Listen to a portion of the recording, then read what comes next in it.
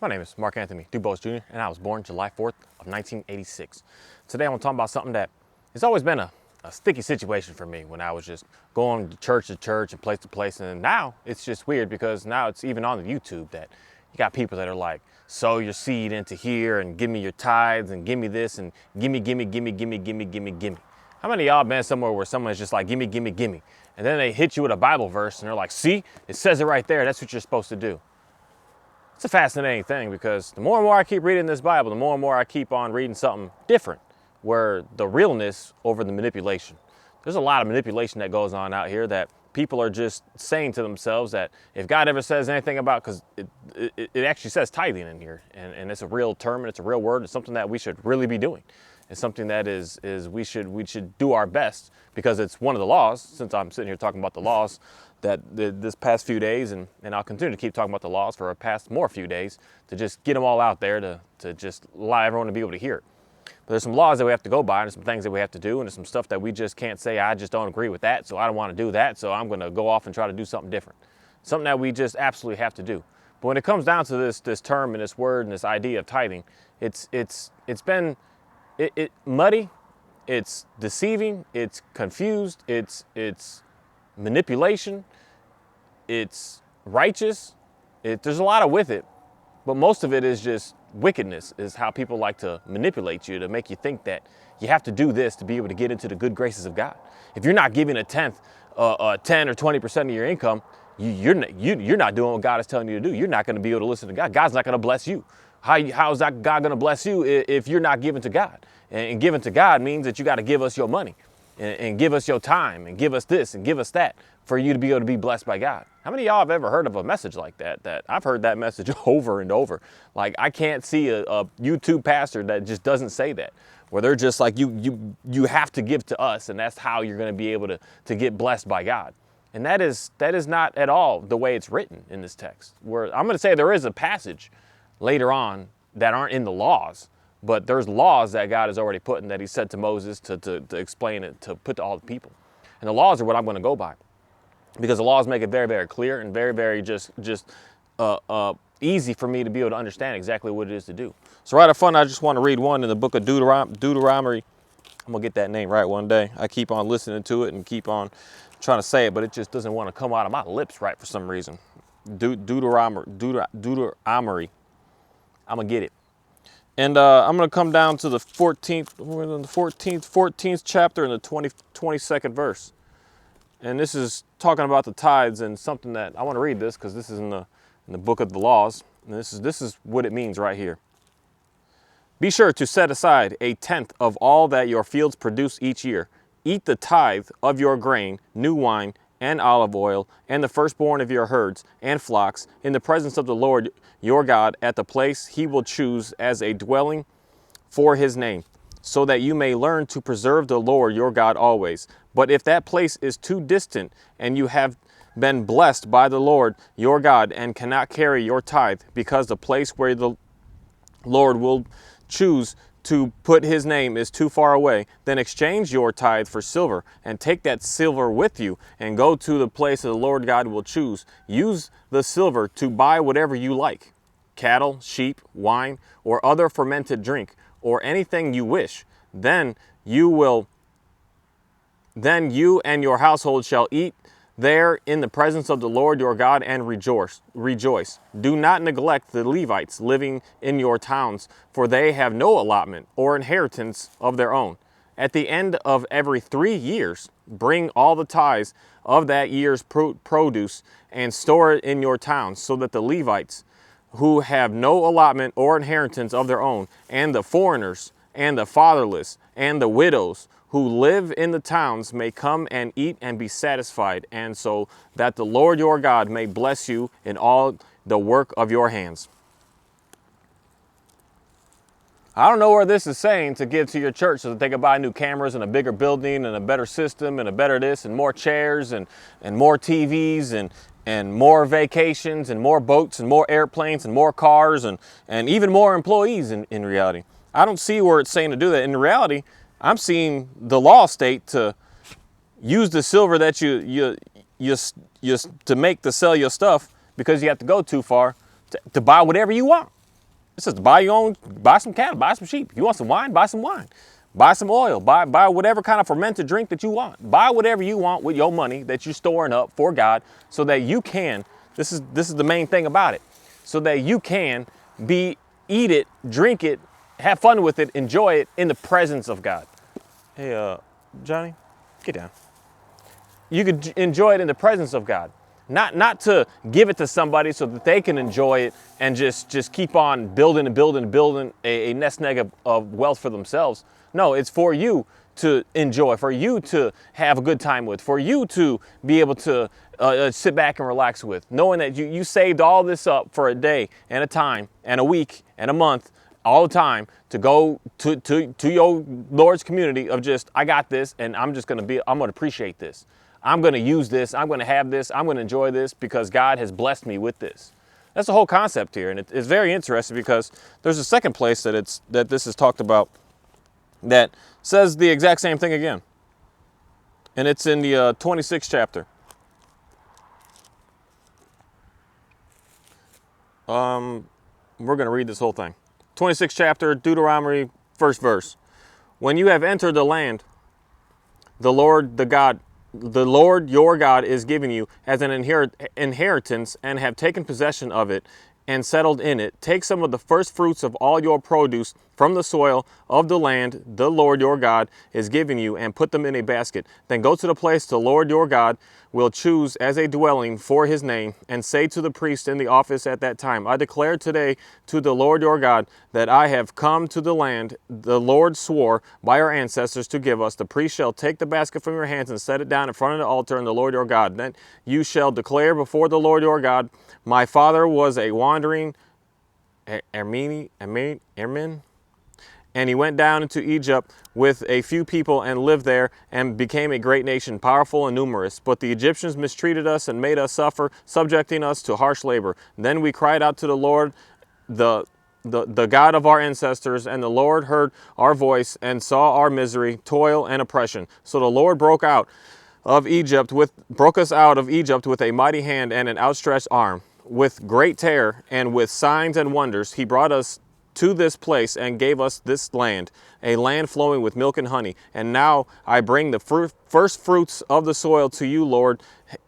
Lord, you have given me. Place the basket before the Lord your God and bow down before him. Then the Levites and the foreigners residing among you shall rejoice in all the good things the Lord your God has given to you in your household. When you have finished setting aside a tenth of your produce in the third year, the year of the tithe, you shall give it to the Levite, the foreigner, the fatherless, and the widow, so that they may eat in your towns and be satisfied. Then say to the Lord your God, I have removed from my house the sacred portion, and have given to the Levite, the foreigner, and the fatherless, and the widow, according to all you command. I have not turned aside from your commands, nor have I forgotten any of them. I will not eat any of the sacred portion while I was in the morning, nor will I remove it while I was unclean, nor have I offered it to the dead. I have obeyed my Lord, the Lord my God. I have done everything you have commanded me. Look down from the heavens, your holy dwelling place, and bless your people Israel, and the land you have given us, as you promised an oath to our ancestors, a land filled with milk and honey. So this is something that is just fascinating, because it's something that it said twice, and it said more expanded. One way of giving the law, one way of saying this is just repeating again. It's one thing that this Bible really does. That's why I know it's a good teacher. And that's why I know God is a teacher of us as human beings, because we got to hear it multiple times. We can't just hear it once. We got to hear it multiple times. And there's something fascinating that goes on in here that I just, when we talk about giving our tithe to, say, let's just go with that, a church. The church isn't to get it to build up a building to have nicer and more luxurious and more technology. It's to make sure that the foreigner, the widow, the fatherless, so people are fed, people are taken care of, people are good to go. And that's something that I just don't see many places doing. They're not putting, and that's putting all of it, all of their tithes, all of their resources towards making sure that people are good to go. They're making sure that they're collecting a tenth from those that are doing well to make sure that everyone is doing good. They're not letting anyone just skip a meal. They're not let anyone out there to struggle, not having anyone out here doing any of that. They're giving so that those can be able to keep on going. But I just don't see that going on today. All I see today is someone collecting something. I see them with better clothes on the next day, better camera this, better sound system, bigger building, a new building over there, more land over there that they're just holding and storing and not even allowing anybody to use. They're just getting all this stuff, and it just doesn't make any sense because they're not actually doing the main thing that you're supposed to be doing with those tithes, which is making sure that you're giving back to the people and having the people that are coming and bringing it consume it all at that same time. It's a very interesting scenario of how everything that just goes on in these churches is like going completely against what this Bible says. And it's so weird. It's so backwards to me on how we live in a place today. We live in society today that the one place that you want to go to try to get the information of what this Bible is actually teaching, you can't get it. They're manipulating everything so that they can get, so that they can have, so they can turn and make the name of God into a money income source so that they can be able to live off of. And that's not what it's about. That's not at all stated anywhere in this book that we should be doing or anyone out here should be doing. You're not doing that. That God is going to bless you in other ways. He's going to give to you in other ways. He's not going to give to you by standing up and preaching the message of who God is and what he's all about, and be able to bring people to salvation and being able to get them saved and being able to get them to get away from the problems that they have and be able to get them through the sticky situations that constantly keep on going on in life. It's something that is just, it's so backwards. It's so backwards that the more and more that we keep doing and giving and being with the church and how they are, the more that you're actually pushing yourself away from God. The more that you're getting further and further away from what God is actually trying to get you to do and get you to be like. You're sitting here storing up your tithes and giving it, and you're giving it exactly how it's stated in this last part here. You're giving it to the dead. You're giving it to uncleanness. You're disobeying by doing things like that. And we need not to be doing that. That if you have a tithe, that you need to be making sure that you, for one, as the states, you are utilizing it on the day that you are out there. And then your extras and your leftovers and the things on every third year, you're giving away so that those that don't have are able to have. And that's how we're going to be able to change the system of how we live today. If someone today, and I greatly appreciate a whole bunch of these food banks and these food things, but that shouldn't be ran by a private entity, or I don't want to say it like that. That shouldn't be ran by someone who isn't 100% following the guidelines of this Bible. That should be ran by every single Bible-believing church out there. Every single church out there should have an abundance of food for people to come through and be able to get some food and be able to eat. They should have an abundance of resources that if you're struggling and you don't have a place to stay tonight, that they can set you up and put you somewhere to be able to sleep. The amount of funds that they're collecting to get inside, that's the role, that's the goal, that is what they're supposed to be doing. That if someone in need comes by, if a fatherless person comes by, if a widow comes by, if a homeless person comes by, they should be able to guarantee to have something to eat and somewhere to be able to rest their head, knowing that they have some safety and they have something to be able to keep on going by. That's who's supposed to be running all this stuff. That's who's supposed to be doing that all day, everywhere around this entire world. Especially here in the United States of America, it's so unfortunate to see how we have churches out here that are seeing people in need and they're literally pushing them away. Like, you don't have the right income to even come to our church because you're not going to be able to give us income, so we're not even going to want to have you sit in a seat. And it's crazy for me to say that, but there are churches out there that are like that. That they don't want a poor person in because a poor person's not bringing money in. They only want wealthy people. And then they change their message up to make sure that everyone is feeling good and it sounds good. It makes you feel like you're on the right mission. Everything in your life is just golden and you can never do no wrong to keep getting these donations. And then these donations go to who? The people that aren't doing anything to make sure that we're giving back to helping people and guiding people and feeding people. Mainly feeding people is the one thing that this Bible just states. Feed people. People, if someone is hungry, you're supposed to be feeding them. And we have people out here today that this is like a good realization of what's actually happening today in every country right now. But I know especially, I don't know what's going on with Canada, but y'all getting beat down up there with food prices. It's just outrageous seeing what y'all are paying right now. But here in the United States, it's not any better, but it's not as bad. They are like double what we're paying. Their lettuce and stuff is like $8. Ours is still $4, but it's still supposed to be $1. But we're supposed to, today is like a big test of showing what's going on. That if people are out here struggling that they can't eat, they shouldn't be relying on no food stamps or no WIC payments or none of this stuff. They should be relying upon the church to be able to give them what they need. They should be able to go there and it should be stocked up, filled up, flowing with milk and honey so that you could be able to get something to be able to survive off of. And right now is like a prime time to see like who's real and who isn't. Because what's really going down right now with the prices going up that people can't afford? You got to be able to pay for your house, you got to be able to pay for your car, and you got to be able to put gas in your car so you can get to a place to be able to pay for your house. And we're running out of funds to be able to pay for the extra things.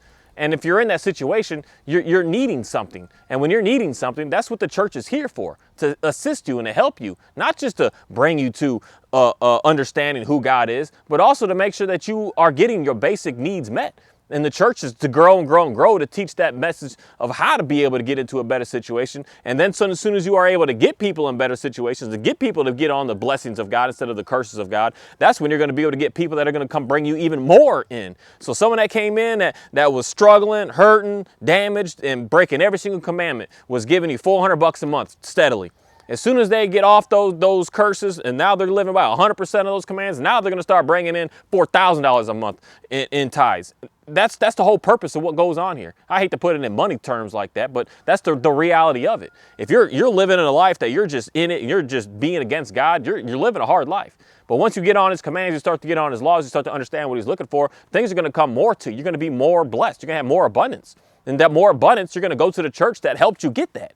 That church that helped you get out of your depression, that church that helped you get out of your addiction, that church that helped you be able to get over your grieving, that church that helped you get over the crazy madness that happened to you as a child. That you got molested as a kid and you couldn't get past, you had a blockage, you just couldn't move past. And the church was able, and you had a pastor that stood up there that was able to say, this is what God's looking for. This is what you need. This is what you got to do. And you started doing that. He started helping you. He started guiding you. He started pushing you through it to say, hey, well, you could do this. Come on, girl, you could do this. It's going to be all right. And then you do it. And then you do get better. And then you start to become blessed. And then you have no choice but to go right back to that pastor and just say to him like, hey, man, I greatly appreciate you. I owe my life to God. And with that, I'm going to start to give to you so that you can help the others to be able to get that exact same thing. I'm good now. And I'm going to stay on that good by staying on my commands, by staying on my laws. And I'm going to give you this extra that I just keep on having. I don't know what to do with. And so I had someone, they're walking around my front staggering, walking up and down the ditch. It's kind of, I don't live in a place for you to be walking by my house. So it makes me make sure you wonder if he's okay. Everything's all right. I don't know what it is when I see people walking. For one, it's too hot out here to be walking on the sidewalk on the street out there, but it's something crazy going on out here in this world today. That what I'm talking about is something that we need to make sure that we're getting more and more better and better with living by the actual laws and getting away from what human beings are doing. That someone out here is hurting. Someone out here is struggling. We need to make sure that we're able to take care of them. We need to make sure that we're able to give to them and be able to provide for them. Not just push them away because they're not bringing their tithe to you. Push them away. No, the reason why you're able to keep your doors open and do what you do and be able to assemble and be able to call upon the name of Jesus, be able to have a God in the presence of the building that you're a part of, is to be able to allow yourself to be able to help out everyone that's around. And that's something that is just like I said, I don't know what it is, but it's just everything that I hear today just goes like opposite to what the Bible actually states. It's everything is being preached today is being the opposite. And it's unfortunate that it's like the mass majority that I keep on running into are doing that. The mass majority are, oh, we need the money so we could build another building over there. Why aren't you taking care of the people that are already in your building and making sure that they're good to go? Why are you not making sure that everyone is fed? Why are you making sure that everyone is taken care of, knowing that they're able to be able to just survive? Instead of, I'm going to go this and I'm going to go here and I'm going to build this and I'm going to build over there, I'm going to build a school down there. It's maddening. It's just absolutely maddening. It's absolutely just trash is what I can say. Just absolute garbage and trash of stuff that we shouldn't be doing and shouldn't be about. That we're out here making sure that we're collecting up to make sure that the people are able to eat, making sure that the people have somewhere to stay, making sure that people are taken care of, making sure that people are able to figure out how to be able to get out of the problems that they have. Not sitting out here trying to make sure that you, your own self, can be able to get into a better place. No, you got to make sure that everyone else is. That's what God is all about. God is all about being able to get you. This is the whole mission why I just see what I see with my own self, and I see what a lot of other people on this YouTube stuff doing what they're doing. You're not up preaching a message because of just because it's hard work, for one, to just consistently, make a video once every 6 months or so. That's easy. But to consistently do something, it's because God has done something for you that you just have it in you to say, I got to tell more people about this, because it's been able to help me out. And being able to help me out, I know it'll be able to help someone else out. And then I would want that to just keep trickling along. That I don't know how to say thank you enough. And this is the only way that I can say thank you, is to try to convince more and more and tell more and more and share more and more information with more people. And then trying to share more people with the real understanding of who God actually truly is and what he actually is all about. Not the fake stuff out here. And the fake stuff out here is keeping people stuck, keeping people hurt. That's why you keep going to a lot of these churches and a lot of these people and a lot of these pastors, a lot of these ministers, a lot of these priests, and you're not actually getting any help. And in my opinion, it's on purpose to make sure that you keep on staying there and keep on living in your absolute last level of I got no hope, so that they can look like a God before you. And a lot of these people, they do act like they are gods. You bowing down to them and sitting down to them and let me just please get a kiss of your toe. Let me kiss your ring. Let me do this for you. And you're treating them like they're gods. And they love it. They love being that God. They love being your God. They love being that person that thinks that they just know it all and they got all the right answers and the right ways and the right this. But if they did have all the right answers, why are you still hurting? Why are you still struggling? Why are you still so depressed? Why are you still so anxiety ridden that the next drug isn't working for you no more? You've been trying all the prescription stuff and it's just not working. And you go into your doctor every week. You go into a counseling sessions every week. I'm just not getting any better. If that person was so great and so righteous, why are you not getting any better? Because it's things that God guarantees. And it's for us to read the text for ourselves to be able to figure that out if you're not getting there. Because I'm telling you, what I'm reading, it goes completely against what all these churches are saying, which is weird, because I don't think that the church is out here to try to help us, not trying to destroy us. I would think that the church is out here trying to bring us into a better place and not trying to slow us down and sabotage us. I would think that the church is trying to figure out how to be able to help the people and truly being able to bring some peace to the people, as opposed to just bringing more and more chaos and more confusion. It's an interesting thing. And there's something else here I want to read, because this is some more of the laws. There's a lot in here, but it's not a lot. It's not a lot. I say it's a lot, but it's not a lot. It's nothing that's crazy. Nothing is. But there's one thing right here that I want to read that I don't know why, but this is for a specific person on this planet that just has it in you that you just don't like just because. And then you got it in you that there's some people that are against you that you think are specific. The term is Edomite, that you're a part of Edom, which is Jacob's brother, which is what I want to read here for a second. But something interesting right here in the Deuteronomy 23, 7th verse. Do not despise an Edomite, for the Edomites are related to you. Do not despise an Egyptian, because you resided as foreigners in their country. The third generation of children born to them may enter the assembly of the Lord.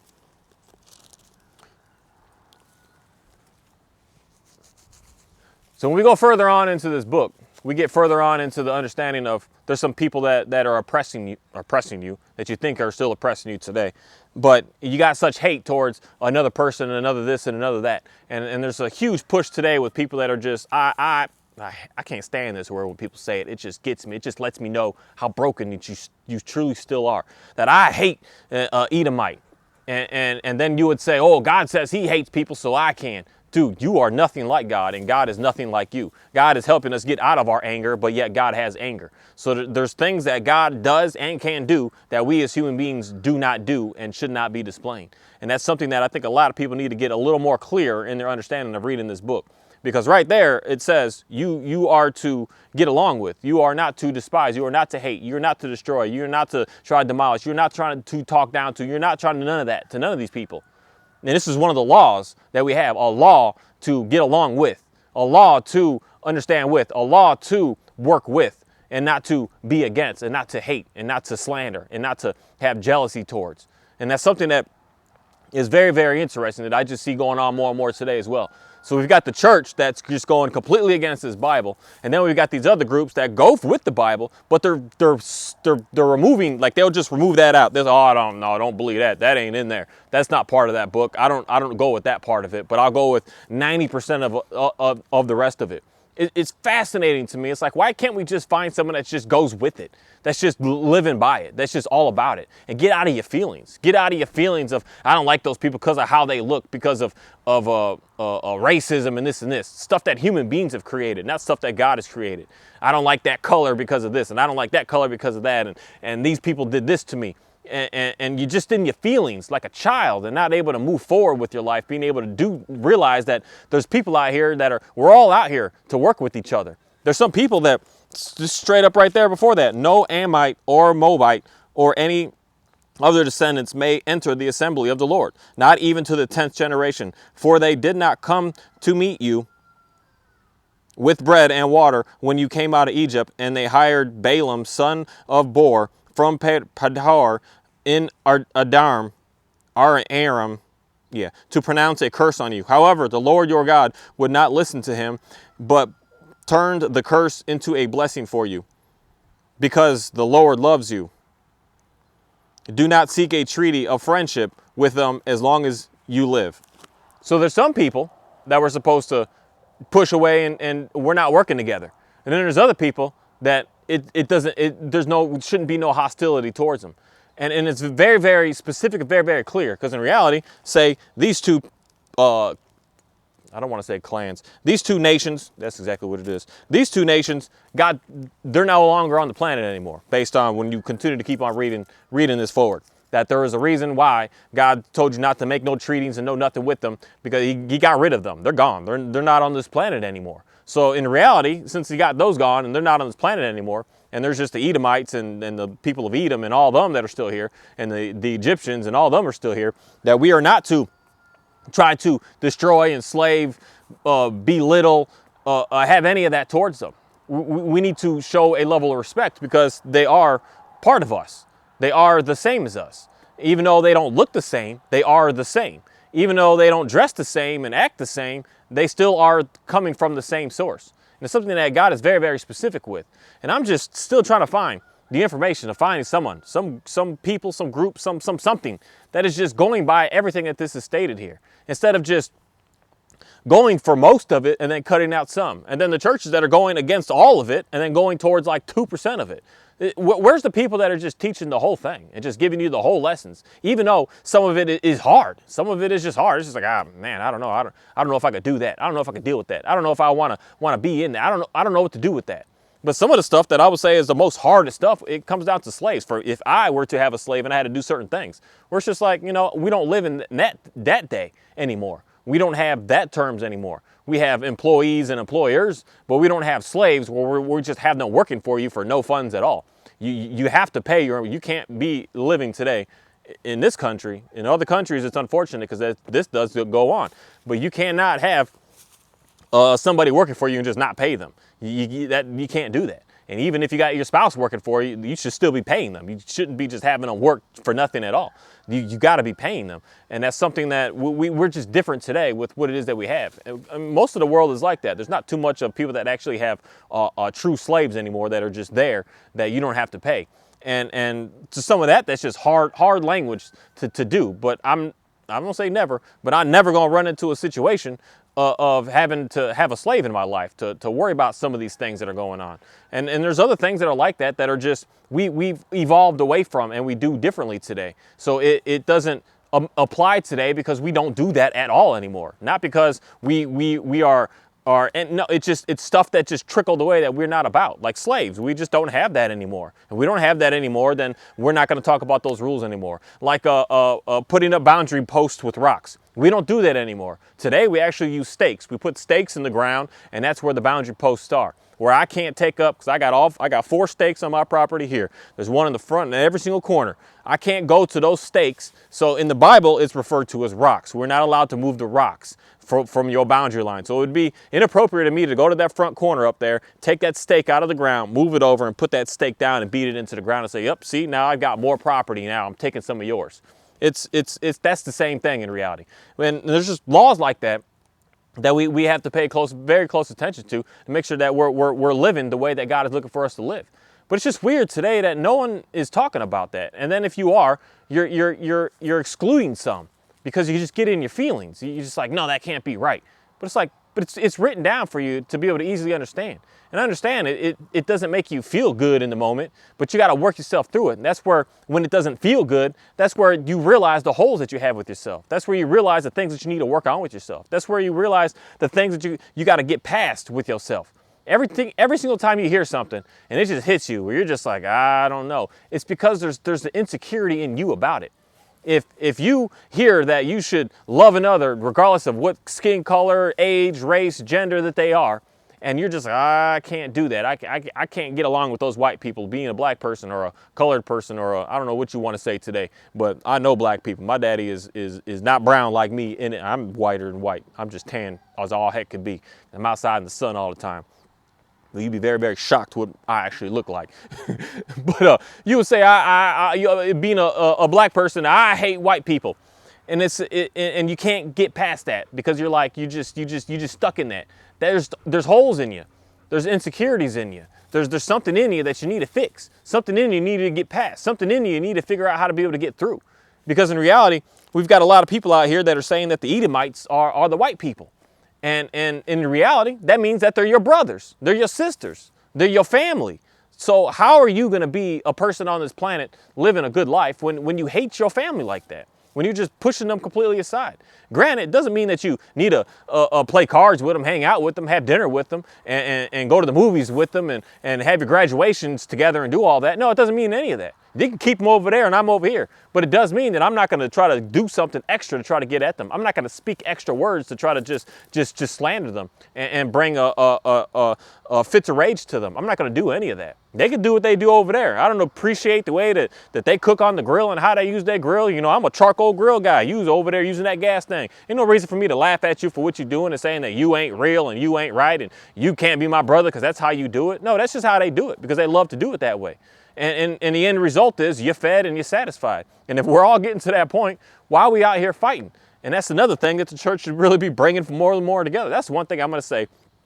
I got to get off the tangent for half a second, but it comes down to the whole bringing everyone together. When I joined the military, when I was in the Army and I went to basic training, it was an absolutely amazing experience. Something that, I was speaking to someone that was just like, he thinks that it should be mandatory, where I was kind of feeling that same way for a little bit in my life, of thinking that there should be some sort of training up front that's mandatory, that every single person, and maybe not every person, but at least every male should have to do, because it brings you around people. The military is fascinating because it's taking people from everywhere, and then it slaps you and puts you in a room together, and then it puts you in a room together, and then it makes you have to work with each other together. And a lot of y'all don't like each other. You've never, some people, I was in basic training with some white people that had never seen a colored person, black person in their life. They seen them on TV, they seen them in videos, but never in person in their face. Never seen one. And then you just got slammed in a room. And now you're sleeping together. You're on a top bunk and that dude's underneath you on the bottom bunk. And now you got to do work together. Now you got to do push-ups together. Now y'all running together. Now y'all low crawling through just trash and madness and getting all cut up and bruised together. Now y'all doing all this stuff together. You're eating together. You're cooking, making your meals together. You're showering together. You're doing your laundry together. You're doing everything like that. It makes you realize that we are all the same. It doesn't matter where you came from. We have different things about how we do some stuff, but we all the same. Who cares if you cook it that way, I cook it this way, I fold it this way, you fold it that way. I run like this and you run like that. You like that TV show, I like this TV show. But at the end of the day, we all are the same. We're the same people. We all need the same things to be able to survive on this planet. We all need it. We need some water, we need some food, and we need some shelter. Once we realize that that's to get all we need, we get rid of all this extra madness. We get rid of all the craziness, because graduation day and basic training is a complicated day, because we've been together for so long and we've done some crazy stuff together, and we've had to deal with some madness together. And you look at each other like you hugging, you shaking, you doing everything. You just so happy to see him. And then graduation comes and the families all come. Then the families see you guys just hanging out. Yeah, what's up, man? How's it going? And I want you to meet, we all write our letters back. We didn't have phones. We had letters. You write your letters back home, and then, there's no race when it comes to your last name. And that's what I think makes it even more interesting. We use last names. You don't even know the first name. First name can kind of give away what nationality you are. But your last name is up in the air.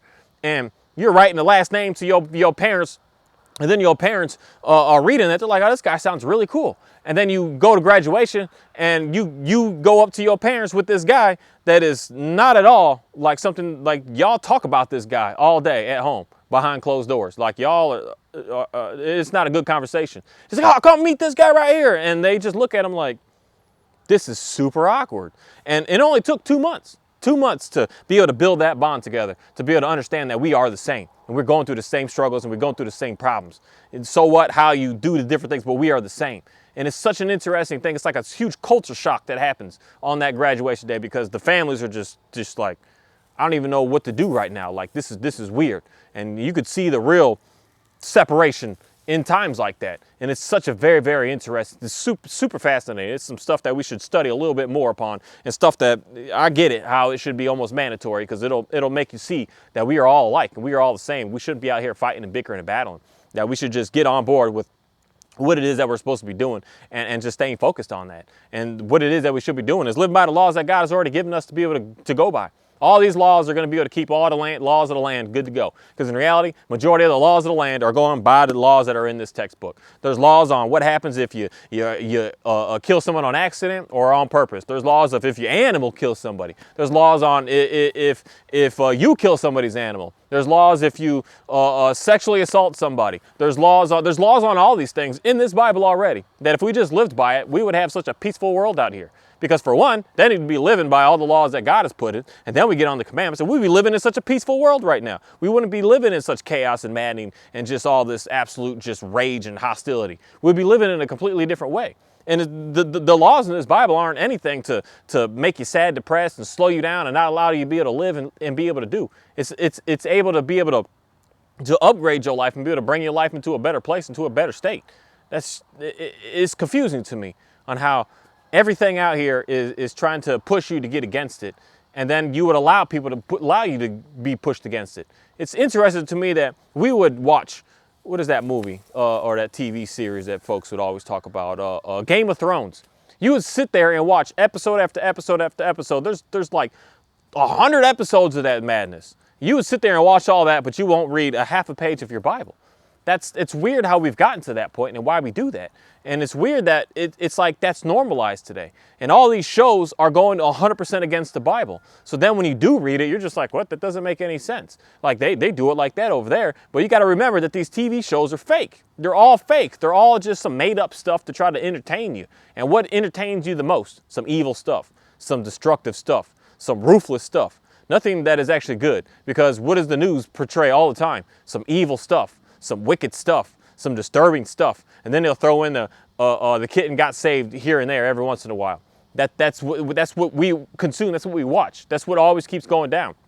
We're always watching the problems that people have. The second that I post a video of saying, yeah, I failed at this and my life this and this went down and that got bad, I get 500,000 views on that video instead of the one saying, hey, things are going pretty good. Things are nice. You know, I'm reading more and learning more and getting more. I feel more blessed in my life, more peace in my life, more joy in my life. I just have more patience in my life. I'm feeling much more humbled about who I am and what I'm about to do. That's not going to get said and pushed anywhere. It's fascinating how our world is like that. But I get it because it's easy to go to the evil. It's easy to do wrong. It's easy to just disobey. It's easy to be disobedient. It's so easy to do that. It really is. And that's the route that we as humans seem to always want to take. That's just that easy, simple, carefree life. The life of just but that's not easy in the end. It's easy short term. It's easy right here, right now. But it's going to start getting snowballing to the point that it's going to be very, very hard. You're going to get to a point where you're just like, this is no longer easy. Now, I don't know what to do. I don't know where to go. I don't know how to do anything out here now. And that's the interesting part with what the Bible is all about. It's getting you away from that, say, easy and moving into something that is actually going to be able to give you the blessings that you want. And with that, I just want to say thank you for a very interesting day today. To be able to go somewhere and see someone and realize something about myself that there's something that I have to continue to keep on working on with myself, because there's something that I feel like I'm lacking, missing out on, I guess I could say. But also at the same time, something that I realize that I don't want to run in a situation that I don't do what it is that I'm supposed to do because I'm putting something else as an idol ahead of. And I think that's why the way my life is set up right now, and the way that I keep on doing, the way that I keep on being in the places that I keep on going, and why everything is just the way it is. It's super fascinating to me to be able to have a better dialogue, better conversation in prayer, with being able to figure out how to be able to troubleshoot some things today, as opposed to just, I need some help, I need some relief, I need some of this, I need some of that, and just slow down for a second, just say, hey, what do you have today? What are you doing today? Are you okay? Yeah, you're okay. Okay, move on. Let's go. Let's make something else happen. So something that I just want to be more thankful for, realizing that, to stop being so pushy for myself, and stop being, hey, Shadow, you can't run away from the shots, man. It's out there. It's out here. You can come over here. I'll somewhat keep you safe. This dog really don't like no gunshots. It's super weird. He's supposed to be like a outside protecting. I mean, he is outside, protecting the goats and sheep and stuff. But people in the farms and stuff be shooting. So how do these dogs not get along with realizing that guns are okay? It's so weird. But I just got completely off topic there. But it's very interesting to continue to keep on reading more and learning more and understanding more about this Bible, and reading upon some things that just really get in me of what is actually the truth, and what it is that God is actually looking for us to do, as opposed to what another human being is trying to just put upon you to make you do. That I didn't write this and I didn't put it together, that it's already been here and it's already been said. And that's going to be for pretty much every single person on this planet right here, right now, that it's here for you. And it's creepy, I'm still going to say that it knows so much about me, and it knows more about me than I know about myself, and it knows more about me being able to interact with people more than I know anything about that. And it knows more about it than any of the research that I've been doing the past 15 years of my life to try to understand human beings better. I didn't understand human beings until I finally was able to understand this Bible. I was like, man, it just clicked. Get down. It just clicked, as opposed to all the sociology research and psychology research and all this stuff that I've been constantly trying to pay attention to, and figuring out the whole narcissism stuff and all these things. I studied and watched so much about that this Bible, I didn't even need to do that. All I needed to do was just read this, understand this, and continuing to keep on pursuing to learn more about this Bible, and to be able to give me all those answers that I was looking for, why people act like this and why people do that, and how to get away from people like this, and how do I get myself out of that? How do I make sure that I don't fall back into that again? All those answers are in this Bible. It's super creepy. And it's a very interesting thing, and how it just knows me, and it knows you, and I know it knows you, and it understands how we are and what we're all about. Because today, when I was just reading going through the wilderness, where they're just grumbling about we don't have no food, and then the food comes, we don't have no water, and then the water comes, and I'm just walking saying, man, I need a little bit more. And then I got myself like, see, I'm just that same person grumbling, complaining, saying that I don't have enough, even though I've been blessed with what it is that I have. And I was running into that same scenario. I'm like, man, I'm the same as these people, man. It's just no different. It's just what it is, that this Bible knows us, and it's super fascinating. And once you understand how we act, you can read about yourself, and then you can figure out how to be able to change to get away from those problems that you have. It's super fascinating. Thank you.